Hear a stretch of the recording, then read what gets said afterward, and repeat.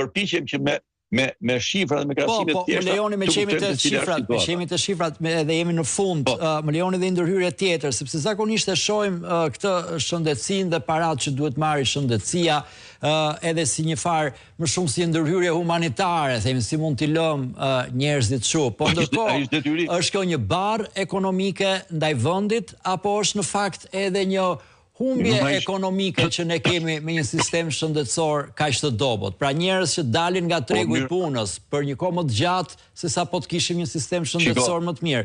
Njerëz që harxojnë aq shumë para sa ka familje që shkatrohen ekonomikisht. Pra po ta kishim ne, a do fitonim në afatgjat ekonomikisht? Denis, një ditë të vetme, një orë të vetme, sikur kjo qeveri kishte vënë tavolinë këtë pyetje që bëre ti, ta kishte vënë tavolinë përpara. E thoshte mirë keq do t'japi një përgjigje, do e gjente rrugën shumë mirë. Sepse pyetja që bëre ti është një filozofi e madhe. Jo më kot filozofia e Organizatës Botërore të Shëndetësisë, gjithë ka qenë shëndet në të gjitha politikat, sepse ndikonte në gjërësi, në mënyrë transversale, në të gjitha elementet edhe sektorët e jetës vendit apo të ekonomisë edhe të zhvillimit edhe shoqëror të tjerë, se kuptohet shëndeti keq kushtozon çdo lloj gjë. Po këta nuk e kanë ulur asnjëherë. Këta e kanë quajtur si një sadaka. Nuk e kanë kuptuar si detyrim kushtetues. E deta për shëndet është një detyrim. Për këtë detyrim shqiptarët paguajnë.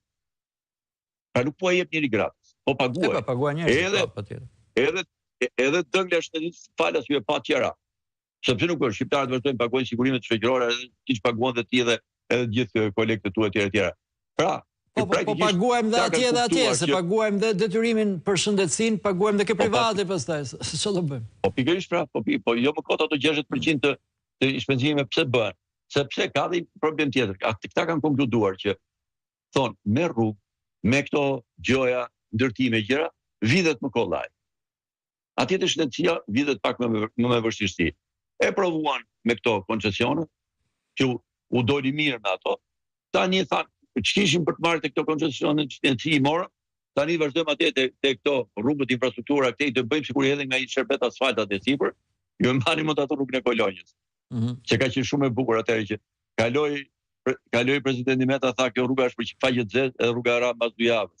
Ju do imagjinoni se çfarë situate është në këtë vend. Pra do të thotë, këta nuk kanë parim cila është prioritare, cila e konsolidon ekonominë, cila e konsolidon familjen, qetësinë familjare dhe shoqërore. Ta thënë, cila është mënyra që na mundson të vjedhim më mirë. Si thoshte ai, më ti thoshte ai, deputeti i famshëm që thoshte ne do vjedhim ndryshe. Po, Shalsi. Edhe këta aplikuan në 12 vjet me radhë, vjedhin ndryshe, vjedhin me koncesione, vjedhin gjitha variantet e vjedhjeve. Deri që vollën me këtë Mogherini, me dreqje, me shejtane, vollën e fondet e i partit. Imagjino kur arritën vollën e fondet e i partit, të gjitha kur ju futën dhe Europës, llogaritni se çfarë babëzi ekziston kështu. Por për të kthyer edhe për një perifull, është një krim i përditshëm që të vazhdojnë të trajtojnë shëndetësinë në këtë mënyrë.